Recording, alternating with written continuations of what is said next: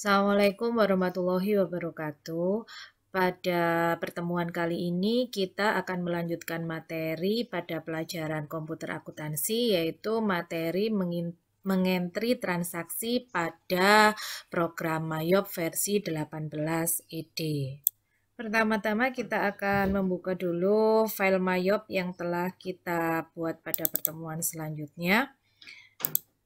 Kita buka filenya. Kita klik no. Nah, setelah itu kita akan bertemu dengan area kerja pada program Mayop.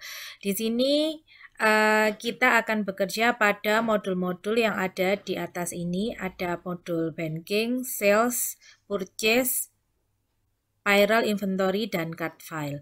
Nah, pada entry transaksi kali ini kita akan fokus pada banking, sales, dan purchase.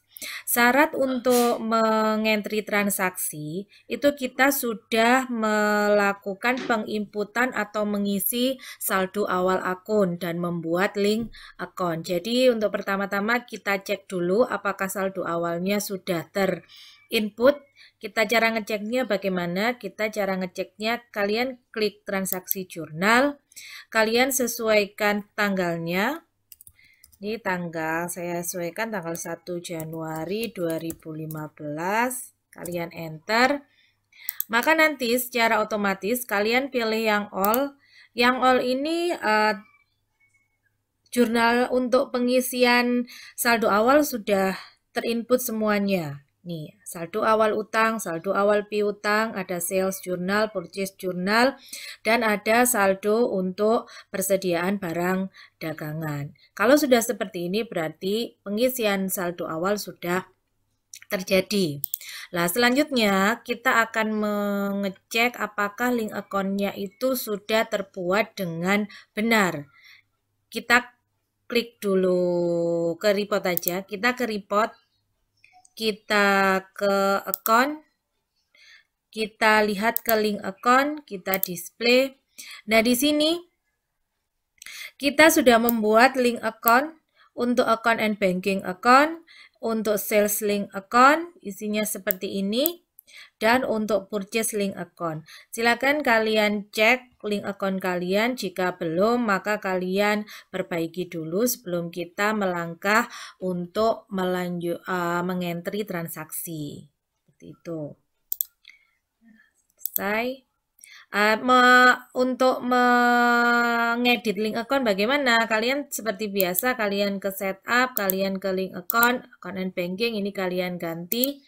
Selanjutnya ya, seperti biasa. Nah, selanjutnya kita akan melakukan entry transaksi. Nah, di entry transaksi ini modul yang digunakan adalah banking, sales, dan purchase. Banking ini adalah tempat untuk mengentri transaksi yang berhubungan dengan kas atau uang yang tidak berasal dari pelunasan piutang atau tidak digunakan untuk membayar utang yang berasal dari supplier. Jadi ini tidak ada hubungannya dengan penerimaan atau pengeluaran uang atau kas yang tidak berhubungan dengan pembelian dan penjualan barang dagangan. Menu yang digunakan yaitu receive money untuk menerima uang dan spend money untuk membayar pengeluaran. Itu yang banking. Yang kedua adalah menu sales. Di sini menu sales digunakan untuk menginput semua transaksi yang berhubungan dengan penjualan, baik penjualan tunai maupun penjualan secara kredit, ataupun kalau nanti ada retur pembelian dan jika ada pelunasan piutang. Jadi seperti itu. Jika kita mau mengentri transaksi penjualan dan retur, maka ke enter sales. Jika kita menerima pelunasan piutang, maka ke receive payment. Itu menu untuk sales. Yang ketiga adalah menu purchase. Purchase atau pembelian yaitu menu untuk mencatat semua pembelian baik secara tunai maupun secara kredit. Begitupun juga kita mencatat retur pembelian. Dan juga di menu ini kita akan melakukan pembayaran utang atas pembelian barang dagangan. Di mana menunya? Kalau untuk menu pembelian tunai, kredit, dan retur, kita ke enter purchase. Kalau untuk pembayaran utang dagang, maka kita ke pay bill. Jadi seperti itu.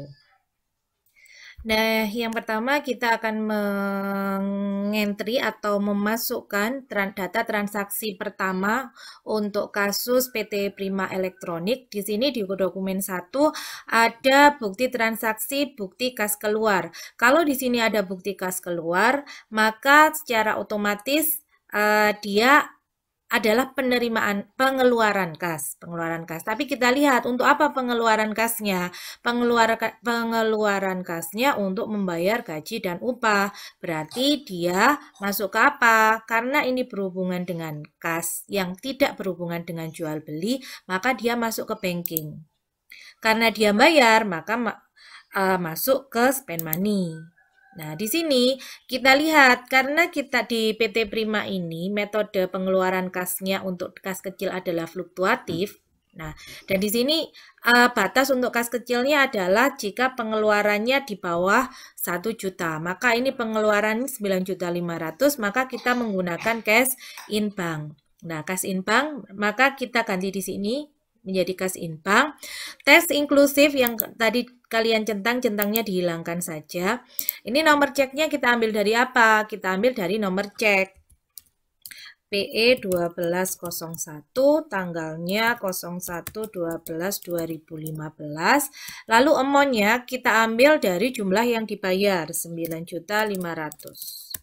Payenya dibayarkan kepada bagian gaji dan upah. Memonya apa? Pembayaran gaji dan upah bulan November. Jadi seperti ini. Nah, kita akan mencari ini untuk pembayaran beban ini dimasukkan apa? Maka kita akan, karena pembayaran gaji dan upah bulan November yang terutang, maka kita masukkan kepada accrued expense. Jadi di sini kita cari accrued expense, kita use account secara otomatis seperti ini. Kalian tab, kalian tab sampai out of balance-nya 0, maka kita record. Kita record, selesai. Kita cek di mana? Kita cek di jurnal ini. Kita sudah menjurnal untuk transaksi yang pertama. Kalian bisa melihat di jurnal ini, atau kalau kalian klik all, secara otomatis di bawah ada kodenya CD atau cash disbursement atau pengeluaran kas. Ada pengeluaran kas untuk pembayaran gaji dan upah. Itu untuk transaksi yang pertama. Untuk transaksi yang dokumen 2, ada pengeluaran untuk voucher kas kecil. Tetap pengeluaran kas, tapi kita pakai dana petty cash. Karena metodenya fluktuatif, maka ini kita ganti. Tetap di banking spend money, kita ganti ini pay from account-nya, kita ganti petty cash karena kita menggunakan kas kecil. Kita tulis nomor ceknya adalah nomor BKK-nya FKK 121, tanggalnya adalah 01/12/2015, amount-nya jumlah yang dibayar 825.000. Lalu dibayarkan kepada percetakan aksara.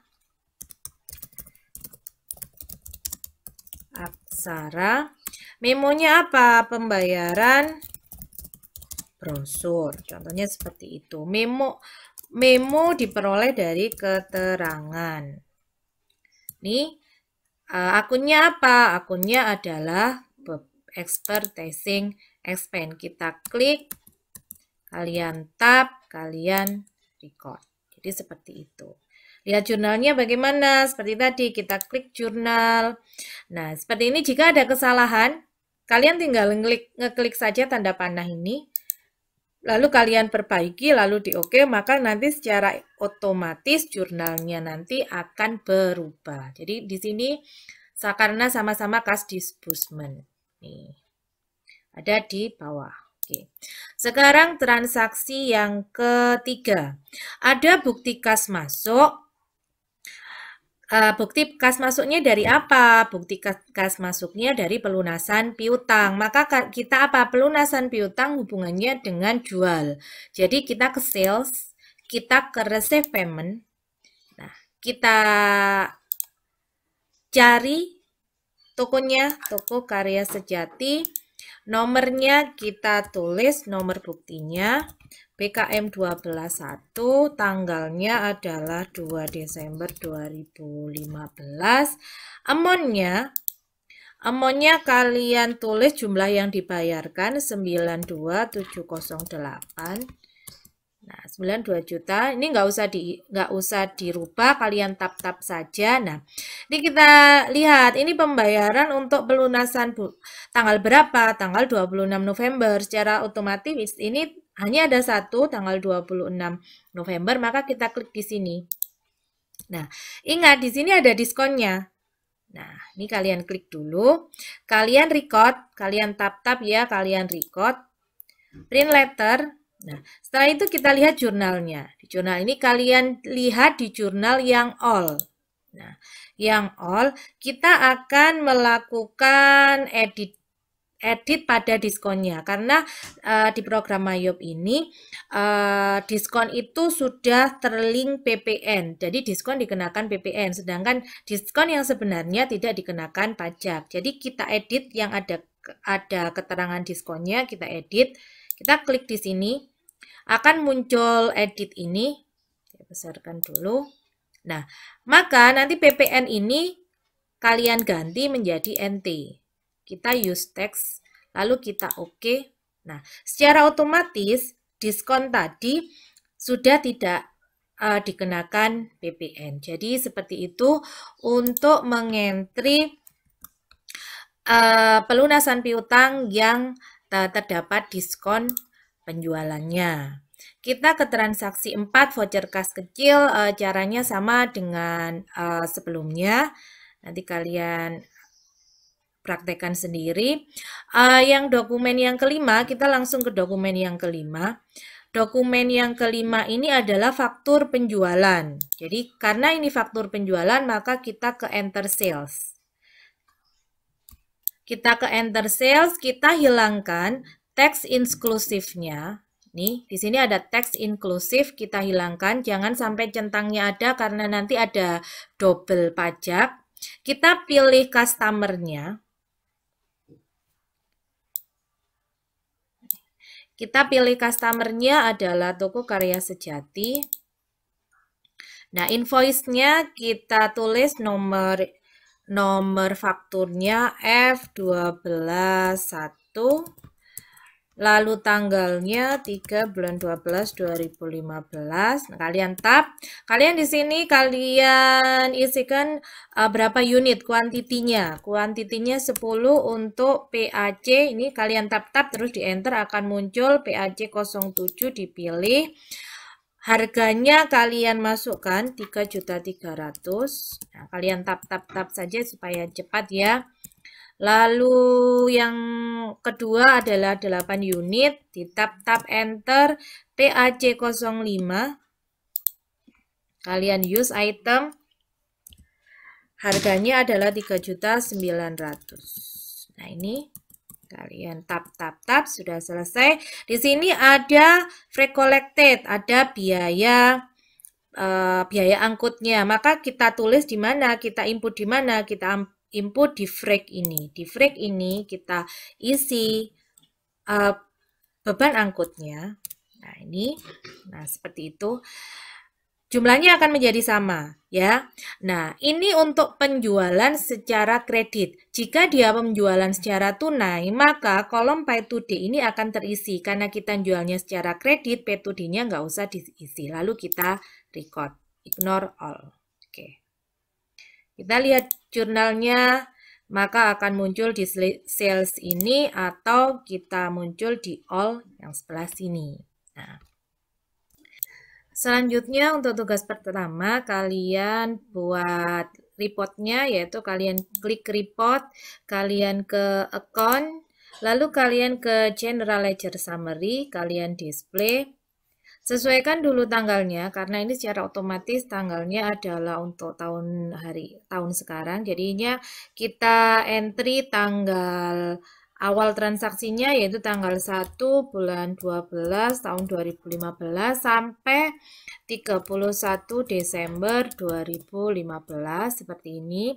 Lalu kalian sesuaikan karena ini ada tanda panahnya, berarti bisa disesuaikan. Nah, bisa dilebar-lebarkan. Setelah itu kalian seperti biasa, kalian send to PDF. Seperti itu ya anak-anak. Itu tadi adalah tutorial untuk mengentry transaksi pada program Mayop. Kita hanya mengentry di dua menu, yaitu menu banking, yaitu spend money, dan untuk menu sales, untuk enter sales. Selamat mencoba anak-anak, semoga kalian bisa mempraktekkan dengan lancar. Saya akhiri, wassalamualaikum warahmatullahi wabarakatuh.